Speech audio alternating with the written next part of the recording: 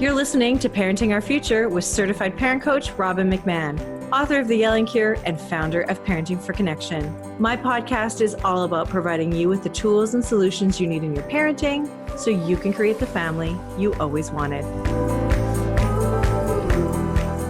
Hi parents, it's Robbin McManne here. Just before you dive into this episode, I want to invite you to join my new membership site for free.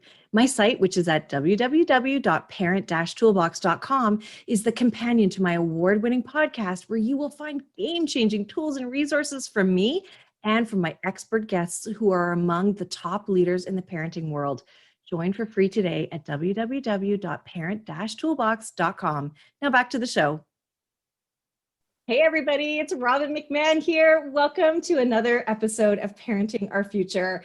We're going to talk about school. We're going to talk about school today and kids learning. And we have a really beautiful expert here, Kelsey Komorowski. She is here. And let me tell you about her. Kelsey knows that every student can succeed in school so long as they're shown how. She has 16 years of experience working closely with students to develop skills, mindsets, and attributes that they need to thrive, not just in school, but as lifelong learners and thoughtful, confident humans.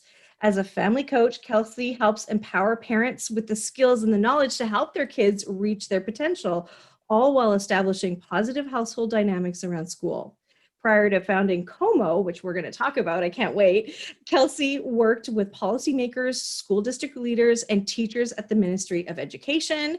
And when she's not working, she can be found hiking, hot yogaing, hanging out with Russo, her German Shepherd, and the love of her life, or planning and enjoying adventures around the world. Welcome, Kelsey. It's so nice to have you here. Thank you so much, Robbin, for that wonderful introduction. Much appreciated. And I have to say, I noted when you first said, we're going to be talking about school with some of that weight. So I'm so thrilled to be on, and hopefully we can have a cheerier connotation around school, because I know it is a huge source of pain for so many families. So I'm really happy to be on here talking about this with you today. Yeah, and we have had in my family a lot of pain around it, and like a lot of pain around it. Even just before I hit record here, before you and I met on Zoom, just to sort of say our hellos, we were having an issue with what was due and what was going on in school with my almost 16-year-old. So it is real for us in our household. And so you specialize in kids that are really struggling in school, right? Tell me about what you do. Totally. So thanks, Robbin. Yeah, we specialize, our tagline, we transform struggling students into thriving learners and confident thinkers with the skills to succeed, not just on the next test or essay, but in life. So our approach is very holistic. We use schoolwork as a vehicle for building out the core skills, mindsets, and attributes that students need to succeed. Yes, in the classroom, of course, we want them to get good grades. We want them to feel confident in their learning, but also in life after school is going to end, right? But we want them to be lifelong learners, ideally, regardless of what path or profession they pursue. We want them to truly connect with themselves as a learner and a thinker. So the short of the long on our end is my team and I, we spent a lot of years looking at, why do kids struggle? Why is school harder, so much harder for some students than others? And we worked with a few thousand students across North America, different curriculum, different learner profiles. And what we came down to, and this is our niche, is skill building through schoolwork, because we've seen that no matter what else is going on with a student's life, if they do not know how to manage and engage in their schoolwork, school is going to be harder than it has to be, and they're not going to be able to learn and achieve to their potential. And vast majority, even what the brief that you've described, like your household sounds like the stereotypical household that we deal with, that we're talking with, where it's just like school it's not a source of pride or happiness. It's a source of pain and tension, and often tears and fighting. Yeah. Well, and so I was just telling Kelsey what things are like in my house. And so I've shared before that I have a son that has a lot going on, and he has ADHD, he has learning disabilities, and so he has an IEP. But he also has other stuff, right? He has anxiety, he has obsessive compulsive disorder, and that's no joke. And you add all of those things together, his brain is so busy already. And then he's got to learn. And then if I can just add to that, the fact that we have taken a semester system, which is 4 classes and they rotate once a year, right? So you do 4 and then you do 4 and then that's it. We've taken that and we are doing quarters. So now we're doing 2 classes and then 2 and then 2 and then 2. Holy cow, it is breakneck speed. There is no time to review. There's no time to like really like sink into the learning, because before you know it, you're on to a new subject. And they're sitting in class for hours instead of being able to rotate through classes a lot faster. So we're really struggling. And there's a lot of anger from my son.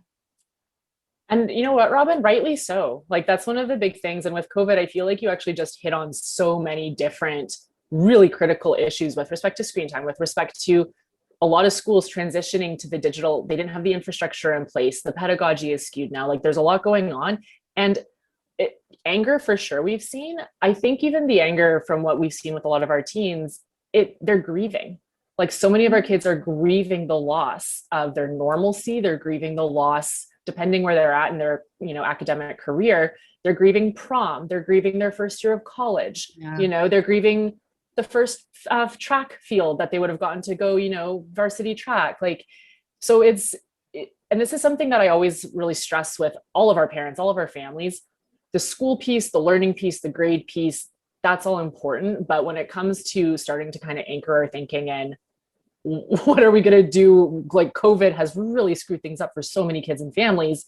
Like that just piece of compassion for ourselves and for our kids is so critical, because they've had the rug pulled out from under them. And so have you.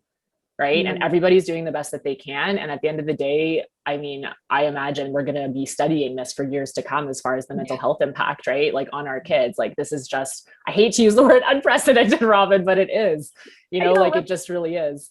So just as far as that kind of, encouraging that self-compassion of like, this has been a nightmare for so many reasons in so many ways, before moving into okay, so there's a lot that's out of our control.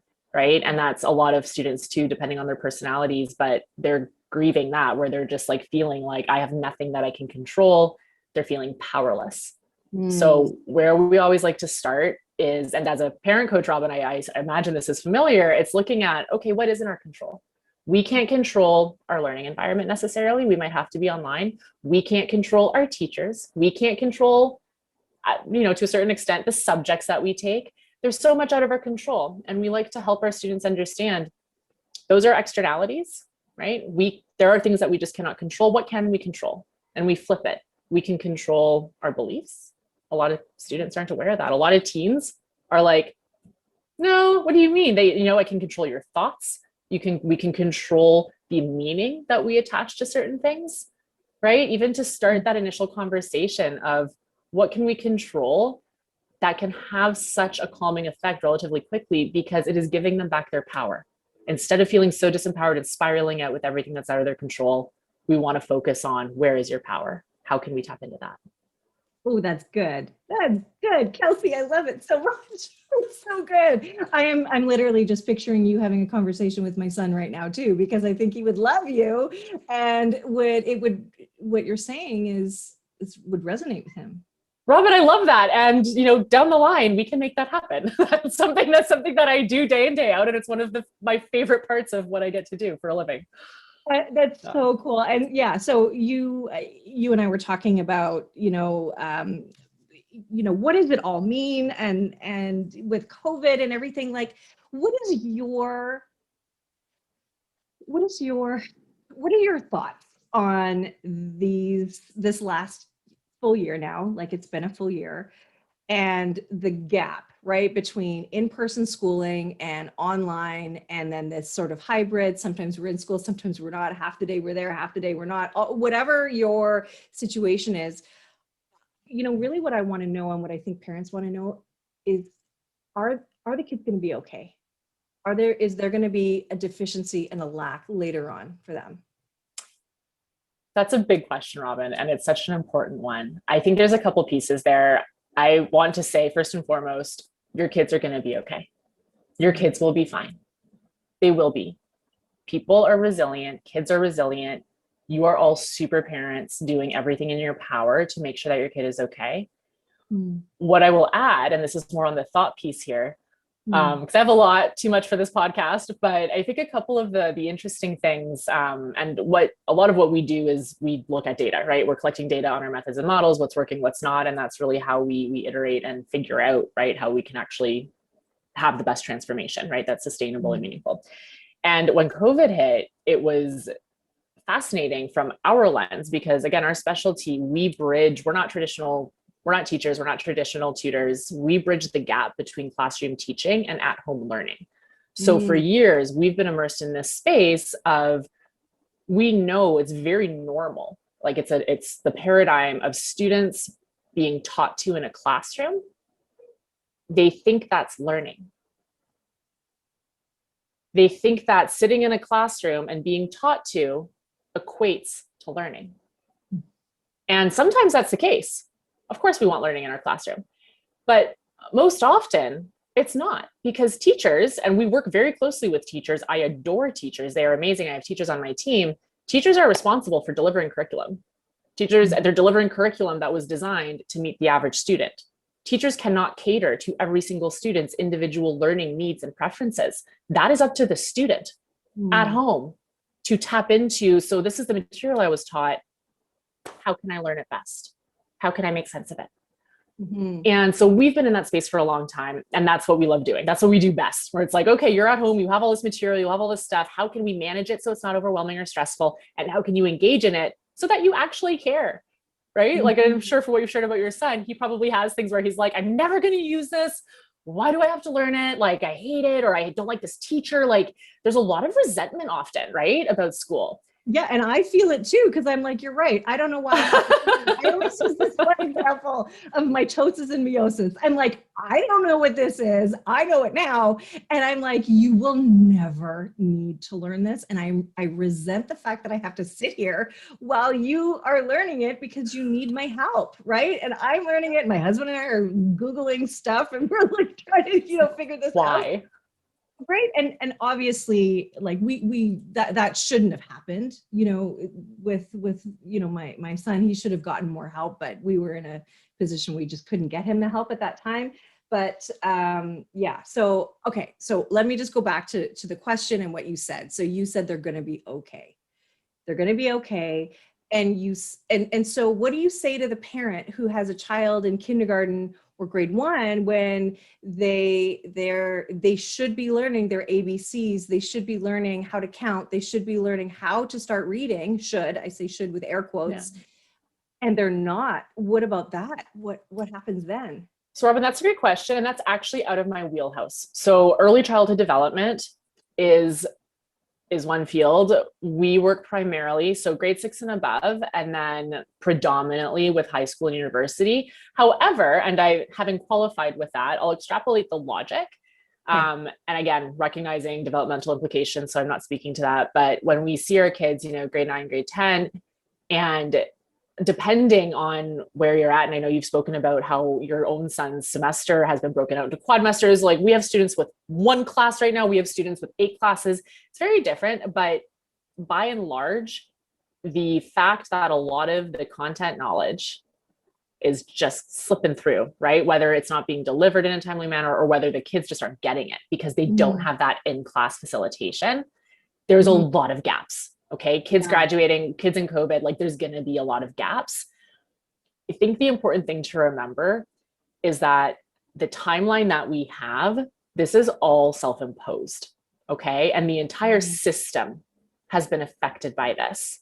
And I'd like to just, to whatever extent this offers a degree of hope, but the education system is responding in turn. For example, even we saw a lot of schools in the States that require SATs, ACTs. A lot of them have pulled that, right? Recognizing like a lot of the prep hasn't happened. And that's just one example. But, it's really important to remember, yes, this is happening to your child. And every single family is in its own world of different emotions. And that is valid and powerful. We want to remember perspective of, you belong to a community of people. You belong to a community of educators who care. You belong to a community of eventual employers who have a lot of compassion for what's happening. So to really root, as opposed to be And again, even Robbin, this goes back to like, we can't control the learning loss in a lot of ways. Like parents aren't educators or skills based. Even I've talked with a lot of teachers, moms, teachers who are like, I'm a teacher and I still can't help with the at-home learning. And again, from our particular niche where I'm like, because you're not meant to be teaching them. You're not a teacher. You want to support their learning. It's a very different ballgame, right? So we're all in the same boat, and there's a lot out of our control. But again, we're all in this with how are we going to respond to the fact that there is going to be this learning loss. Yeah. And look, I think with school, it's a lot of fear, because we know school is preparing them for the next step and the next step and the next step. And if they're not getting it now in grade 2, how are they going to get it in grade 5 and then grade 7? And then they're in our case, that's when you go to high school here, is grade 8, right? Through to grade 12. Well, is this going to be a loss all the way through? And I'll say, having a child who's just that much older, right, than someone who has a child who's 6 or 7 years old, that it is going to be okay. I know it is, because there's help all along the way, that this one homework assignment is not going to ruin your child. But we often go into the future, and I wrote it in my book, The Yelling Cure. I wrote about how this one homework assignment my son had, and he was probably in grade 3. And I was so frustrated. I thought he was stalling. I thought he wasn't, whatever. I thought he was playing dumb. Oh, I feel so bad. And I took it and I crumpled it up, and I was like so angry, and I threw it in the garbage. And then I totally, anyway, and then I was like, what have I done? And then I had to smooth it out, and then like, I hoped that his teacher wouldn't know. So there was shame, there was embarrassment. I was so much guilt because I did that to my kid. And I think both of us, in truth, have some PTSD around homework. Like, I hate homework. So, gosh, it's tough. It's tough. It is tough. And also, I just want to acknowledge your courage in sharing that story, because literally, I think every single parent I talk to will share their own version of that, being like, God, am I a bad mom? And it's like, oh my goodness, you're in good company. Like, we're all human. We're all doing the best we can. And honestly, Robbin, and this doesn't necessarily speak to the homework battle, although it does come into play. We talk a lot about modeling, and it's interesting because there's modeling behavior. We talk a lot about modeling behavior.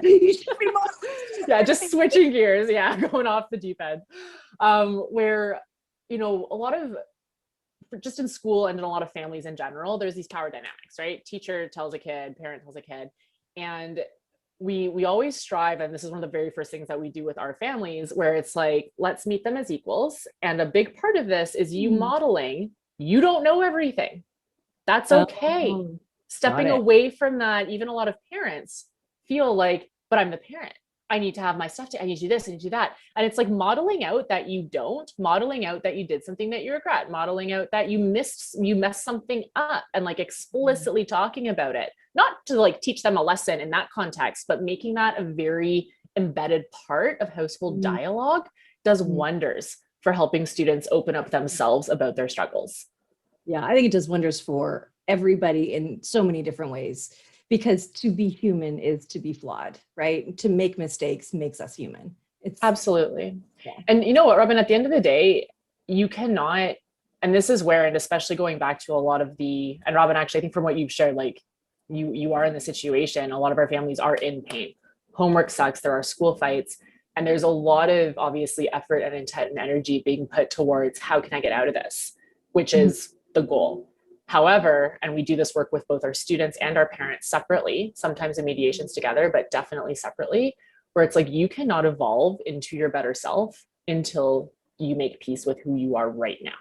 Like that meaningful, sustainable, authentic shift into that happier, healthier self that is there. It's there for the taking. You can't beat yourself to get there. It's not going to work. That's such a great message. And so that's what you tell the kids, like, let's just accept, okay, look, you do have ADHD or you do have learning disabilities. It is Absolutely. Who you are. And that is not a measure of your worth as a human, right? No, not at all. And Robbin, honestly, the thing that, and this is why I'm in this field, honestly, because I don't know of anything else that is so powerful and transformative and hopeful. everything that we're seeing that kids feel deficient about, that they feel dumb about, they feel there's something wrong with them, again, all valid. But this is the beauty of skill building. Every learner, every student can build out skills or attributes or mindsets that make them feel great. Obviously, depending on learner profile and age and maturity, there's factors that will affect the complexity or the pace. But overall, and ADHD is a great example, because a lot of our students, and I'm laughing because it's so common that when we work with them and they'll be like, well, I have ADHD, I can't focus. We're like, okay. And they're like, I can't focus, so I can't do work. And we're like, okay. And then we initiate those conversations around, do we know focus? And this ties in with growth mindset and skill building, but like, do we know that focus? Do you feel like this is how it's going to be for the rest of your life? And we kind of just start to have these conversations to get to the point of focus is a skill. Focus is something I can build. My brain, right? Like most of our kids haven't heard of neuroplasticity, but it's like, you can change your brain. It takes practice and it takes consistent practice, but we can change that. And even just attaching like those conversations, when you start to open up that possibility and help kids and parents, honestly, understand like it can be different, is something huge. Because a lot of our kids, and I don't know if you or son would fall into this, but a lot of our families, they've struggled for so long that they don't really have a frame of reference for what's possible. Oh, that's us, 100%, 100%. But I think that goes back to what you were saying, is like, you can change your thoughts, you can change your mindset, you can change your perspectives on, on that. And that is really powerful. And in a way, I actually see some of the struggles that my son has as a gift, because there are these kids that do skate through and they manage to just do just fine. But my son gets to develop these skills to thrive now when he's young. So in a way, I kind of feel positive about it too, as much as I already told you I feel a little negative about it, right? Just because we're hurt. That's it. We're just hurt by it.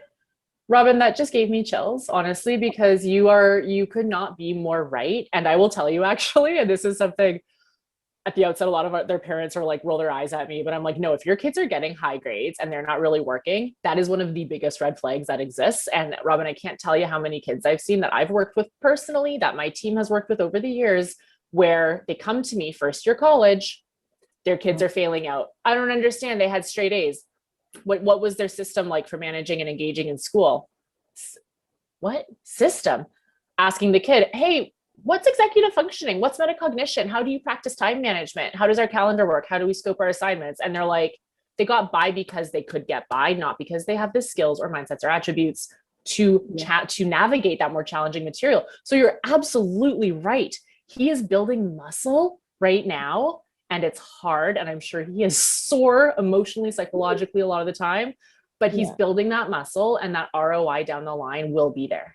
Yeah. Well, I'm so glad that you responded that way, because that is how we feel. And yeah, as hard as it is, you have to find, I guess, the silver lining too, right? You have to look for that too, because it can't all be for naught.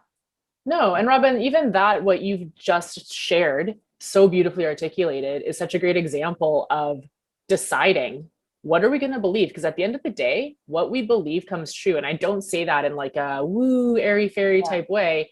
We see it. It's actually a very critical part of skill building, where it's like, if you don't believe you're capable of building skills, you won't.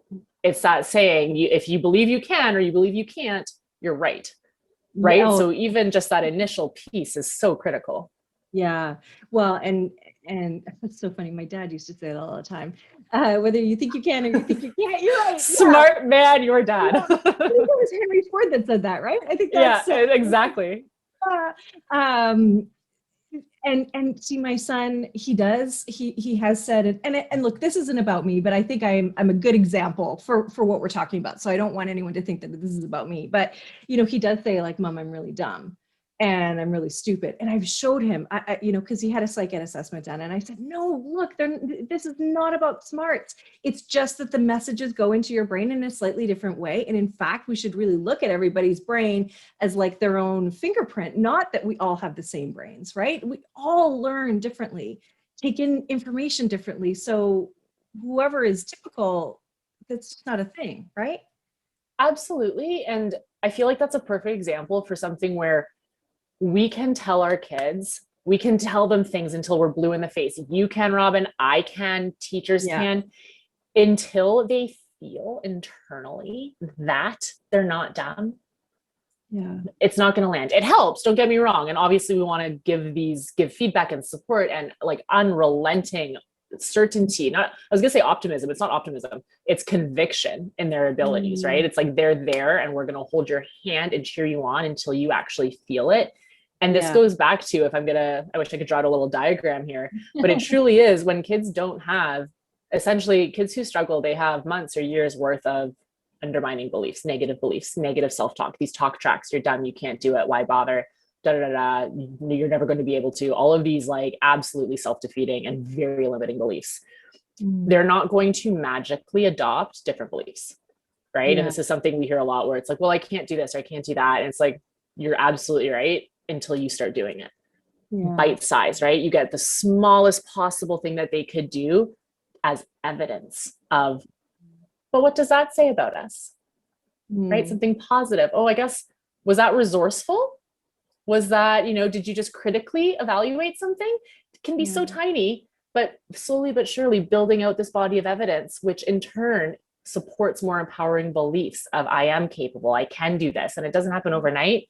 But Robbin, you can do this with your son, every family, every person really. As adults, we do this every day, right? Creating and recreating how we see ourselves, right? How capable we are, et cetera.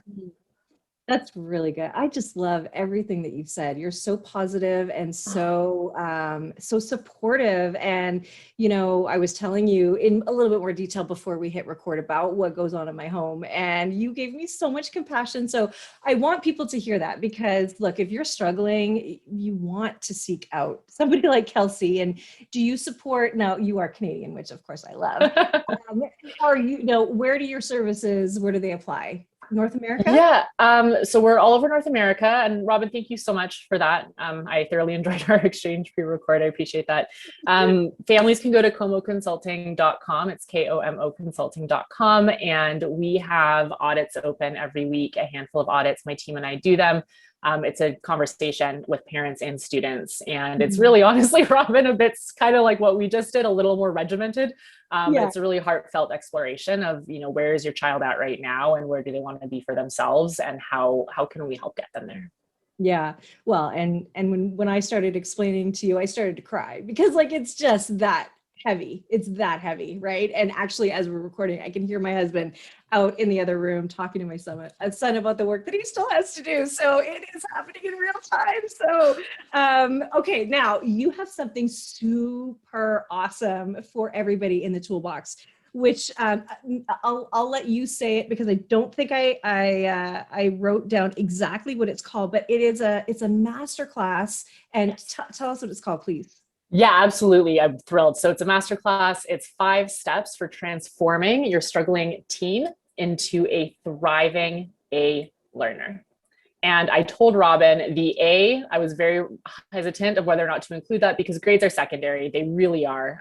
But we also know that students who develop the skills and mindsets that they can learn and achieve to their potential. Awesome. Thank you so much, Kelsey.